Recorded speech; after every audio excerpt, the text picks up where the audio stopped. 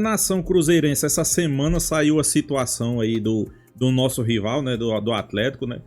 Parece que a situação não é das melhores, né?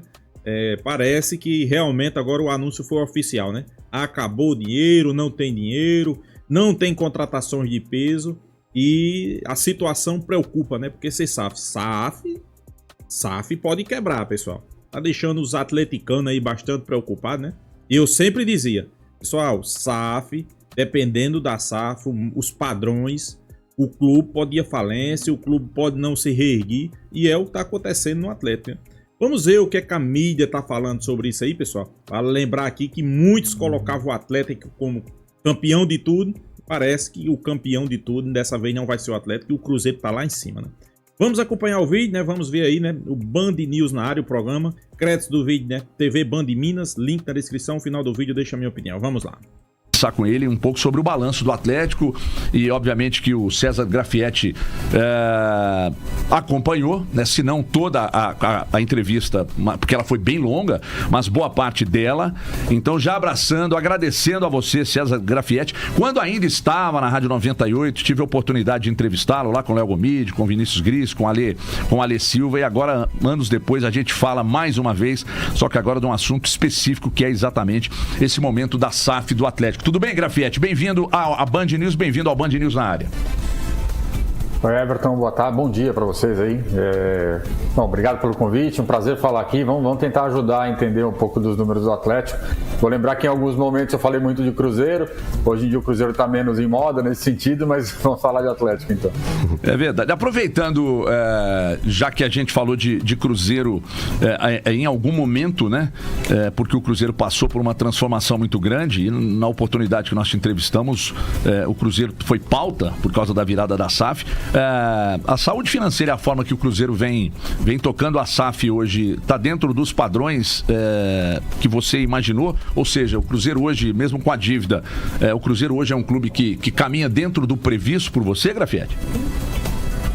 Vamos lá, acho que assim, o Cruzeiro a gente está numa segunda fase de SAF do Cruzeiro, né? A primeira com o Ronaldo era uma SAF muito mais responsável financeiramente, até porque tinha muito menos dinheiro. Essa SAF com o Pedro Lourenço, ela é mais gastona. Ele mesmo falou recentemente que gastou muito, gastou mal e tudo mais.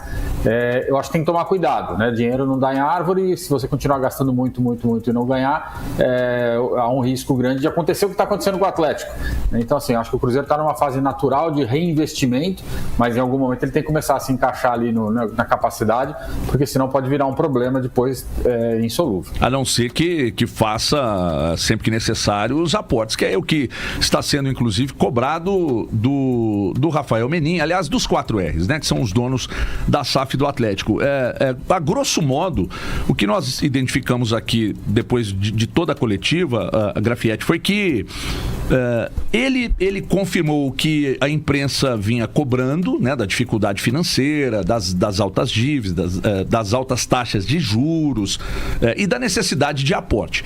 Se não fizerem o aporte, para onde o Atlético pode caminhar? Bom, a situação do Atlético é justamente essa. O importante é que eles entendam que esse é o único caminho, tá? Porque, assim, naturalmente o Atlético não vai resolver um problema de uma dívida de 2 bilhões e pouco, incluindo estádio e tudo mais, né, a arena. Naturalmente, se não fizer isso, pelos volumes de receita, vamos imaginar que o Atlético tem lá 600 milhões de receita anual, que já é um volume grande. Se ele tirasse 120 milhões de reais todo ano dessa receita para pagar dívida, mal pagaria custo financeiro. Então, assim, como a gente diz, organicamente, o clube não vai se resolver. O clube só vai se resolver efetivamente com um aporte, ou então começa a entrar num processo que a dívida vai continuar aumentando, isso vai virando mais despesa financeira e o clube em algum momento vai parar. Né, como aconteceu com o Cruzeiro lá atrás, que se não tivesse virado SAF teria tido um problema, enfim, muito mais grave do que enfrentou. Bom, deu uma travada. Não, voltou. Elton Novaes, Thiago Valu, Thiago Fernandes conosco aqui. Também tem perguntas, Grafietti. César, eu queria te perguntar especificamente para você dar uma explicação para o torcedor, que às vezes a palavra fica sendo muito usada, explicada ou falada apenas e não tem uma explicação de uma pessoa que tem o tamanho do seu conhecimento. Explicar para o torcedor o que é essa dívida onerosa que o Atlético passou, que é de aproximadamente 900 milhões, e também a preocupação com a dívida de curto prazo, o quanto isso pode pesar para o Atlético futuramente. Tá, vamos lá. Dívida onerosa são as dívidas com instituições financeiras ou com pessoas físicas, são aquelas que têm juros, tá? Porque se a gente separar as dívidas em 3 blocos, né, a gente chama essas de onerosas porque tem custo. Você tem um segundo grupo de dívidas que são aquelas dívidas que chamamos de operacionais, cujo custo é pequeno, né? A gente está falando, na verdade, eventualmente de variação cambial, porque é dívida de contratação de jogador, salário, enfim, adiantamentos e tudo mais. E aí você tem ali os impostos, os acordos, que são aquelas dívidas parceladas em 10, 12, 15 anos, que são as dívidas antigas que estão sendo parceladas. As piores, as mais perigosas nesse sentido, são as onerosas, porque tem juros, e o juro no Brasil hoje, partindo ali de quase 15%, já consome um valor imenso. Então, essas são as dívidas que preocupam. No Atlético Mineiro, parte delas, ou se não todas, mas uma boa parte delas, possui até aval ali dos acionistas. Essa é uma dificuldade adicional que eles têm para resolver o problema. E aí o grande desafio do Atlético hoje é que tem muita concentração de dívida no curto prazo, né? Por quê? Porque as dívidas onerosas, elas não são longas, elas vencem ali normalmente em 12 meses, e aí tem alguns contratos em garantia, e as dívidas de contratação de jogador também são muito de curto prazo, né? Os clubes não conseguem parcelamentos muito grandes. Então isso acaba atrapalhando. Se você pegar a dívida do Atlético hoje, frente ao orçamento, a receita que ele consegue gerar, dá quase uma vez, né? Uma vez de dívida frente ao quanto ele gera de receita. Você imagina, é impossível pagar essa dívida uma vez que ele tem tudo que ele tem de receita, ele tem que pagar custo, despesa e tudo mais, sobra pouco para pagar essa dívida de curto prazo. Então a situação do Atlético, quando a gente olha o curto prazo, de fato, ela é muito preocupante, porque é uma dívida cara e uma dívida que pressiona o caixa ali no dia a dia. Grafietti, bom dia. Thiago Fernandes falando contigo. Grafietti, pelo que você fez da leitura no balanço do Atlético, especialmente na temporada passada, o que dá para explicar esse aumento tão grande da dívida em um ano que o Atlético teve uma receita recorde? Porque quando perguntado sobre o assunto, o acionista majoritário do clube, que é o Rafael Menin, ele acabou não conseguindo se explicar muito bem. A explicação dele foi muito mais para a parte do campo e bola. Se a bola do Vargas tivesse entrado, se uma finalização tivesse entrado, o Atlético teria um faturamento maior. Mas para tentar entender, é possível explicar o porquê do Atlético ter aumentado tão fortemente essa dívida, mesmo no ano de receita recorde? Vamos lá, dá para explicar, né? A justificativa do campo é sempre a mais fácil, né? Mas a gente sempre fala que campeão tem 3 no ano, né? Campeonato Brasileiro, eu vou ignorar o estadual porque a receita é pequena. Campeonato Brasileiro, Copa do Brasil e Libertadores, né? Não dá para ser campeão de tudo e é difícil, enfim, conquistar. Responder pelo campo é mais simples de se justificar. Agora, se a gente olha a dívida do Atlético, o que aconteceu? A dívida em si, ela cresce 140 milhões de reais em diversas linhas. Por exemplo, nas dívidas que a gente chama de onerosas, elas cresceram 80 milhões de reais. Parte disso provavelmente são juros que não foram pagos, enfim, foram renovados. Mas tem crescimento de dívida com o clube, crescimento de salário, que muito provavelmente tem aqui algum tipo de pagamento um pouco mais atrasado, né? Enfim, porque a quantidade de dias que o clube leva para pagar esse salário aqui está muito alta, então tem alguma explicação para dar nesse sentido. E tem um aspecto que é importante, que em 2023, o clube fechou com um caixa de 220 milhões de reais, né, fruto dos aportes que foram feitos naquele ano. Ele consumiu todo esse caixa ao longo do ano, ele consumiu 200 milhões de reais desse caixa em 2024. Ou seja, quando eu olho a dívida toda, ela cresce cerca de 140 e o clube ainda consome 200 milhões do caixa. Por quê? Para cobrir os buracos que a operação tem. Então, se a gente for pegar isso daqui, significa que todo o aporte que foi feito no ano anterior foi gasto ao longo de 2024, seja com pagamento de juros, com pagamento das despesas operacionais normais. Então isso explica o aumento da dívida tão grande do Atlético Mineiro. Agora, tem só um detalhe, quando a gente olha um período um pouco mais longo, 2023 e 2024, os números passaram a incluir as dívidas da Arena, né, que anteriormente não incluíam. Então, quem olhar ali um crescimento muito grande em 2023, precisa entender que ali passamos a considerar a dívida da Arena, cujos números agora estão consolidados e antes não estavam. Thiago Valu. Ô Grafietti, bom dia, prazer em falar com você, Thiago Valu. As pessoas responsáveis pelo Atlético têm falado muito a respeito da situação do clube não ter adotado a recuperação judicial. A recuperação judicial poderia ter sido um caminho mais viável do que essa circunstância que o clube se encontra hoje? Obrigado, bom dia. Bom dia, Thiago. A recuperação judicial é uma alternativa para os clubes atualmente que vários estão adotando, né? O Cruzeiro já adotou, o Vasco adotando agora. No caso do Atlético, tem duas questões que dificultam este processo. Primeiro, e aí o mais importante, no universo do mercado financeiro, sempre que um banqueiro é dono de um ativo, ele fica sempre muito limitado a usar estruturas como as recuperações judiciais. Você imagina ser dono de um banco e pede recuperação judicial numa empresa sua, né? O que o resto do mercado vai pensar? Eu vou pedir recuperação judicial, eu vou deixar de pagar as dívidas que eu tenho com o banco da qual ele é dono. Então, o banqueiro em si, ele tem muita dificuldade em fazer esse tipo de operação, natural, né? Então, ele não pode, acaba interferindo nos outros negócios que ele tem. E segundo ponto, uma boa parte das dívidas que o Atlético tem hoje tem aval dessas pessoas. Então, a partir do momento que eles pedem uma recuperação judicial, o credor pode ir lá e executar o aval e eles vão ter que pagar integralmente a dívida. Ou seja, ele tem duas dificuldades em pedir uma recuperação judicial que poderia ser uma alternativa interessante. E tem uma terceira, vamos dizer assim, que é a parte do estádio, porque tem toda a estrutura ali, tem um monte de garantia, desde bilheteria, as cadeiras, enfim, tudo mais. E essas operações, como são garantias bem estruturadas, elas não entram na recuperação judicial, né? Você consegue separá-las, ou seja, o clube continuaria perdendo, de certa forma, essas receitas e não resolveria o problema de uma dívida grande, que é a dívida da Arena. Então, assim, a própria estrutura de dívida e do controle acionário do clube dificulta a adoção de uma recuperação judicial como solução para o caso. Grafietti, o que aconteceria se daqui a pouco, porque se a coisa continuar como está, e a tendência é de que o Atlético fature esse ano menos do que faturou ano passado, porque o Atlético chegou a 2 finais ano passado, de Copa do Brasil e Libertadores, o que colocou muito dinheiro em caixa. Esse ano, a tendência, ninguém sabe o que vai acontecer dentro de campo, é que o Atlético fature menos, não bata o recorde que foi ano passado de faturamento.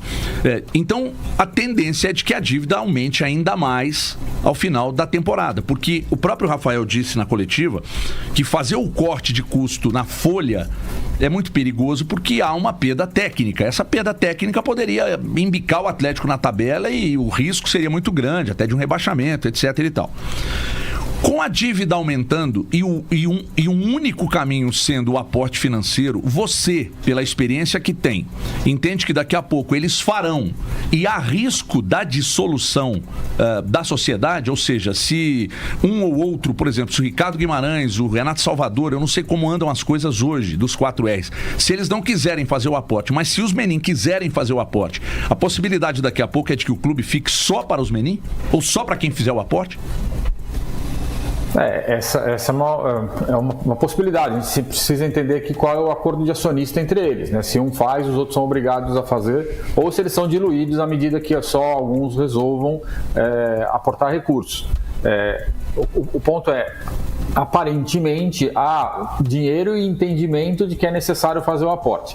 Só que a gente tem que dar um passo para trás, né? Todo investidor, quando olha um ativo, ele vai fazer conta e falar, se eu aportar mais, se eu aportar algum dinheiro, ele vai valorizar mais este ativo e esse ativo passa a ser interessante do ponto de vista de negócio, ou eventualmente eu vou colocar mais dinheiro num ativo que de fato hoje eu enxergo como um negócio de menor valor do que eu imaginava lá atrás, né? Então, vamos lembrar, né? A partir dos Menin, que tem outros negócios além do banco, tem construtora, tudo mais, enfim, eles sempre vão fazer conta. O que eu faço com esse ativo? Eu vendo, eu compro, eu invisto porque eu vou ter um valor maior lá na frente.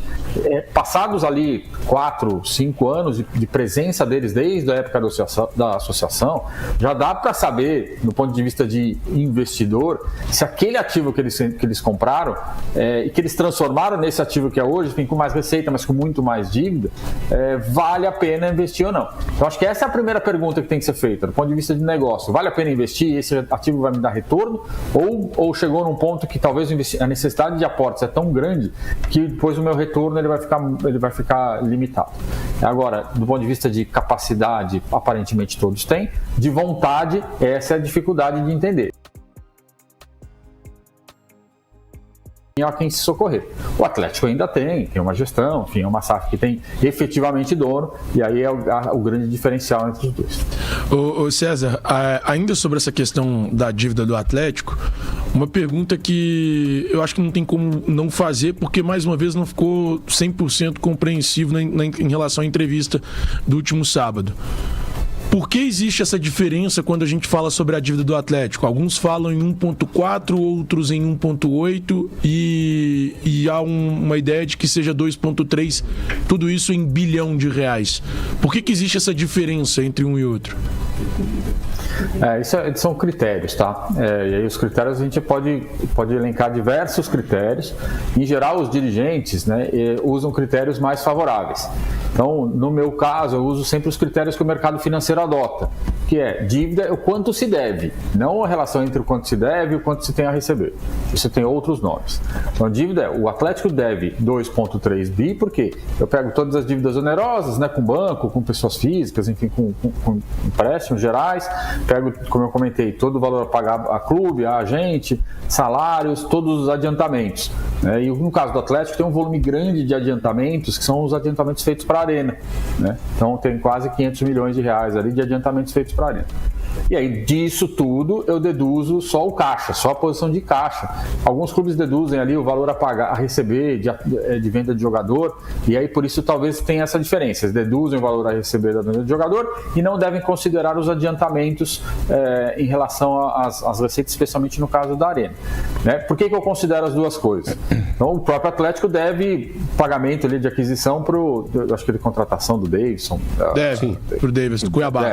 Então, assim, se ele não deve por outro clube, por que eu deveria considerar o que ele tem a receber? Né? Então, esse é um valor que não é certo, eu não posso deduzir, eu não sei se ele vai entrar no caixa ou não. Né? Segundo, os adiantamentos, eles não são dívida, o clube não vai ter que pagar, mas ele vai deixar de receber. Ele já recebeu esse dinheiro.